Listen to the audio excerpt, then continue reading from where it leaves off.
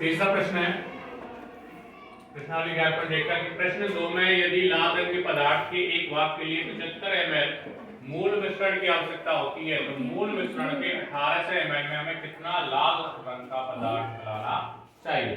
तो जो चीज है वो हमारे पास लिख लेते हैं। तो दिया है अपने पास जो चीज है वो लिख लेते हैं। क्या दे रखा है? एक वाफ के लिए 75 ml। ठीक है, तो लाल रंग के लाल रंग का भाग लगा, एक तो है भाग है लाल रंग का और दूसरा क्या है? मूल मिश्रण की मात्रा।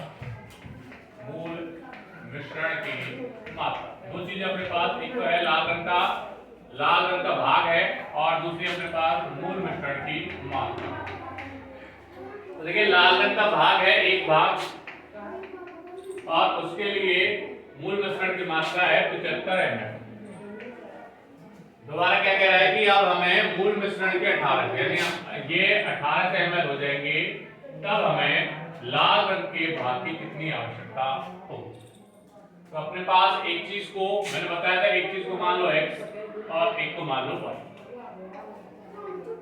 ये पहली चीज है तो ये मान लो x1 और ये चीज दूसरी वाली हो जाएगी x। ये y1 और ये y। सूत्र अपने पास वही है, एक ही है फॉर्मूला कि x1 बटा y1 बराबर x2 बटा y2। यही है एकमात्र। तो देखिए x1 अपना 1 बटा y1 अपना 75, x2 अपना नहीं पता तो x2 x2 और y2 यानी 18। यहां से देखिए अंश बटा बीच में बराबर से तो तिरछा गुणा होता है, क्रॉस मल्टीप्लाई।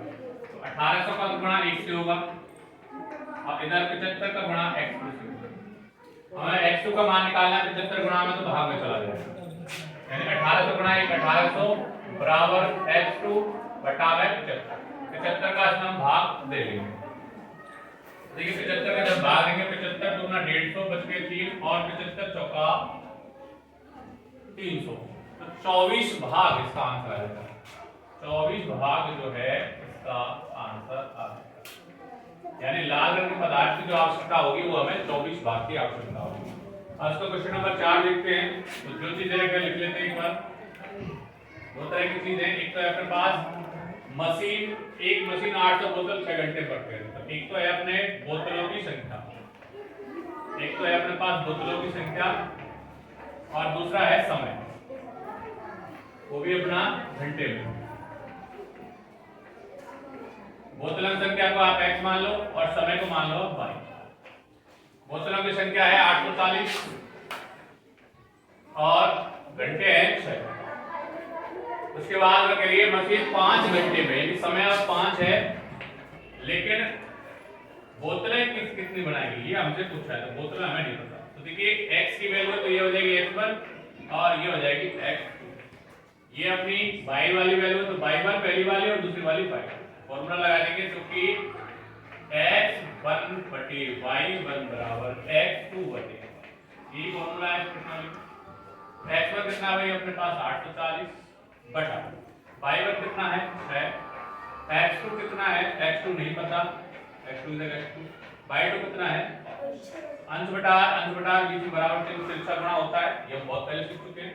तो यानी 840 का गुणा तो होगा 5 से और 6 का गुणा होगा x। अब हमें x2 चाहिए, x2 के साथ 6 गुणा में तो भाग में चला जाएगा, यानी x2 जो बचेगा वो बचेगा 840 गुणा 5 दूसरी साइड है और 6 गुणा में तो नीचे चला जाएगा।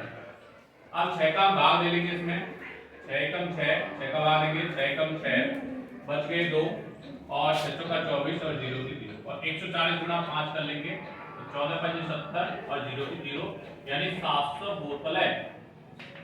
बोतलों की जो संख्या आ जाएगी 700 बोतलें आ जाएंगी जो 5 घंटे में भरी जाएंगी।